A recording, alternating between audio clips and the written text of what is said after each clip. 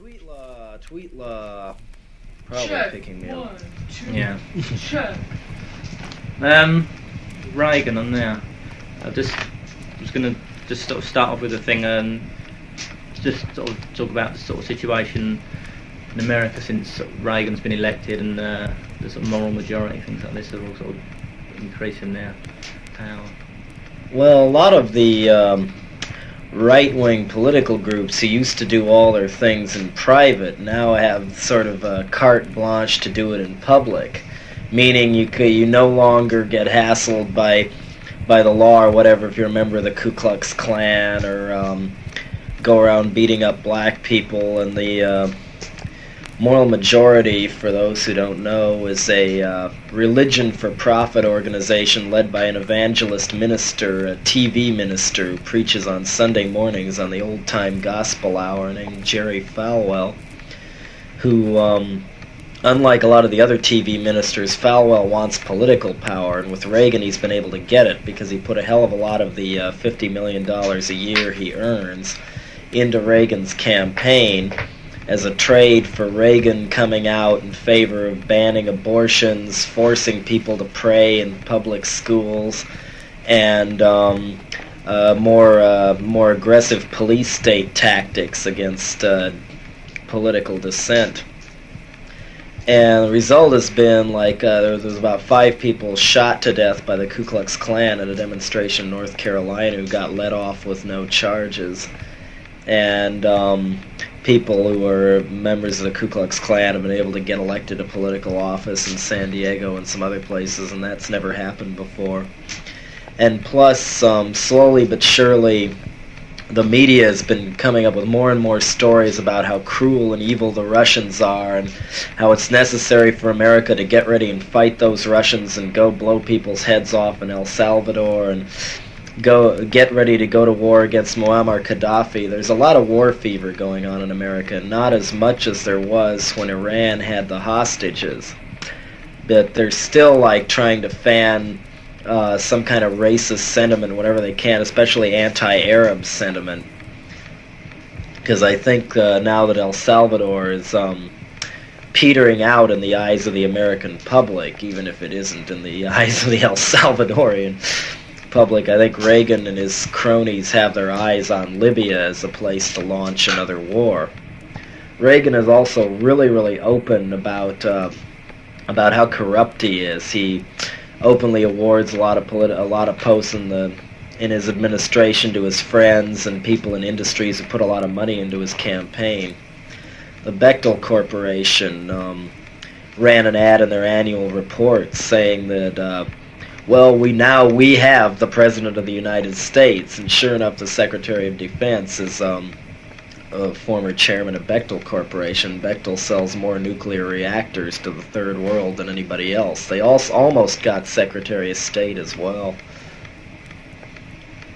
So it's simply a sort of mafia thing that you sort of move on in, that you sort of defend and you increase your business. Yeah, the Reagan is, I don't know whether he's directly tied to the mafia or not. He's been close friends with Frank Sinatra for years and years and years, dating back to showbiz, and Sinatra is kind of the public spokesman of the mafia, whether he'll admit it or not. And the only union that endorsed Reagan was the Teamsters, who were the truck drivers and things. And as soon as Reagan took office, the new guy they elected to run the union was under indictment for racketeering at the time. He still is, but they just elected him anyway. Reagan ain't gonna care. One thing I don't think people have heard about over here, maybe the scariest person in the Reagan administration of all, even more than Alexander Haig, is his Secretary of the Interior, James Watt, who the Interior Department controls all the national parks. They control all federal land, which is about 3/4 of the western United States, for leasing it for coal and oil and shit like that. And they also control all the American Indian reservations.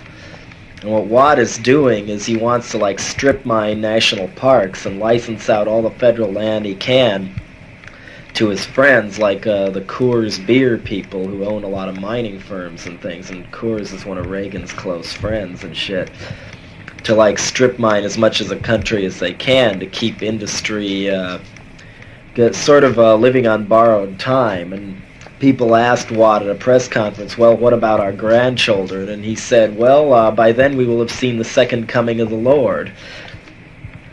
Meaning, maybe Reagan thinks this way too. He'll just fuck up the country as much as possible because the end is near anyway. I mean, do you see any sort of equivalent to what's happening over here? I mean, can you sort of see it? I mean, apparently what Reagan was up to was based in some ways on what he saw happening in England. Sort of policies to a small degree, even though Margaret Thatcher's economic policies are failing pretty damn miserably, Reagan decided to do the same thing. The motive, again, being to starve poor people to death while his friends make more money. And I think after the riots happened in England, among other things, the media wouldn't really say much about it in America, just that little paragraph, 100,000 people demonstrated online, a bunch of buildings burned, now you got to read the sports page and things.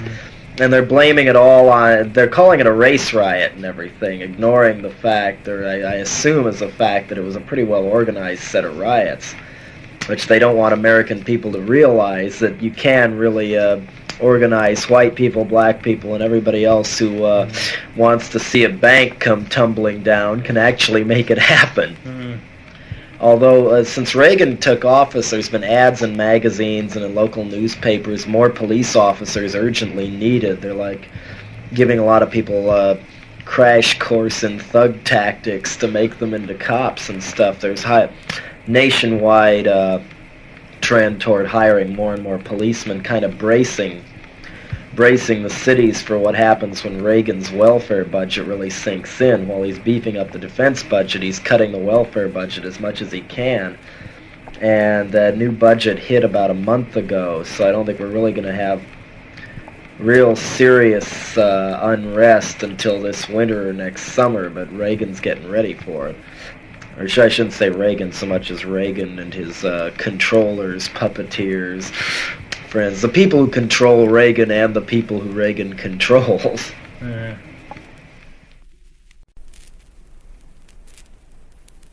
That type of person, the sort of more majority type, the people that are getting into power now, or sort of actually coming into the open about their power, being fairly sort of explicit and open about it. It's quite a difficult situation because they seem to be the type of person that say they're convinced they're right, and then but they're on top of that they're convinced that they're right to think that they're right. The moral majority's basic logic is, God is on my side. I'm carrying the Lord's sword, and I'm totally right, and God will vindicate me while I make hell for everybody else on earth. Another thing Reagan did recently was he signed an order giving the CIA permission to spy on American citizens inside America, which has never happened before. He legalized that and legalized the CIA infiltrating political parties and organizations, including the Democrats or and whatnot. Well, theoretically, it would include the Democrats if they see a threat to national security or whatever. The only other time the CIA ever did this was for Nixon, and of course that turned into the Watergate scandal and brought Nixon down. So what Reagan has just done with the stroke of his pen is legalized Watergate. I mean, have you sort of had any... Has that affected you in any way? I mean, or was that going on before? Have you had people sort of investigating you? It's hard to say, really. In America, children are never allowed to see the records kept of them by the schools from first grade on up. So who knows where those records go or what is put into it. Teachers are asked at the end of every year to write what they think of each kid and why, and to cite specific incidents. Of course, this all has got to go in a file somewhere. I saw a couple on a desk once in 6th grade and had a picture every year of the kid from first grade on up, and little things like, so-and-so seems to show a great disinterest in blah blah blah blah blah. Also, since I ran for mayor a couple of years ago, I've had a little more trouble than before sending and receiving mail. Especially packages of any kind. You tend to either get cut open and loosely put back together, or some of them don't arrive at all, but it's very hit and miss. I think it's just kind of random checks that are made. I mean, And also, like in Los Angeles, especially at Black Flags gigs, there's been the local newspapers have been saying, "Oh yeah, it's really violent. It's real punk rock violence. If you want to go see some punk rock violence, go there," and encouraging the real, honest to God beefcake rednecks to go down and bust some heads at these gigs, and thus creating a very ugly scene down there where there wasn't one before. I tend to wonder whether some of this was deliberate or whether some of the people doing the bashing of heads are either the sons or daughters or trainees of cops. Yeah, I mean, there was a similar thing happening. You know, the sort of the big punk thing. There was at the time when punk was still quite new. There was Punks versus the Teds versus the Skins. And it was actually set up. There was a thing in the Daily Mirror. You know, one of the big popular papers, and it had a headline.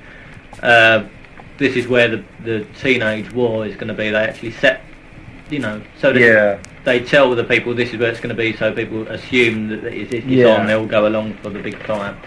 You know, Southend this Sunday. This sort of approach they were giving it.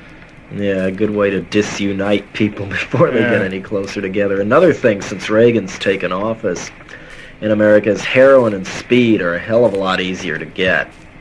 Just like acid suddenly came out of nowhere in the mid-'60s, right when the anti-Vietnam War movement really got some steam going. Now we have, like, a lot of people I've known for a year or two or three have suddenly turned into mental vegetables due to too much speed, or even turning into junkies and things. It's made me very bitter towards drugs and druggies in general.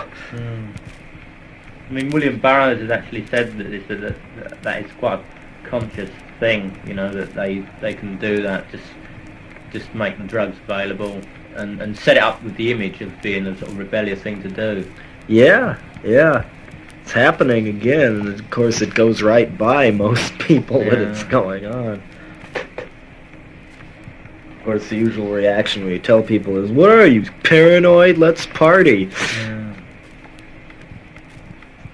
This sort of the attitude of this sort of moral majority type that, you know, that I'm right and God's with me and whatnot. Then it's sort of implicit in that if there's things going wrong, you know, this is what God wanted, but if things are going wrong and it's not working out and the world's in a mess, then it can't be them, you know, and this is why they sort of turn to look for someone else to blame. They go for the I wonder how some of those people can manage to look themselves in the mirror. Like Jerry Falwell, head of the Moral Majority, was known as one of the more extreme pranksters in his high school and college class and stuff, but then all of a sudden he decides to play cop instead. I would go as far as to compare Falwell to Hitler in terms of the ambitions they had way back in their minds. Can you see a similar thing happening? I mean, can you see enough people getting behind what's happening in America at the moment?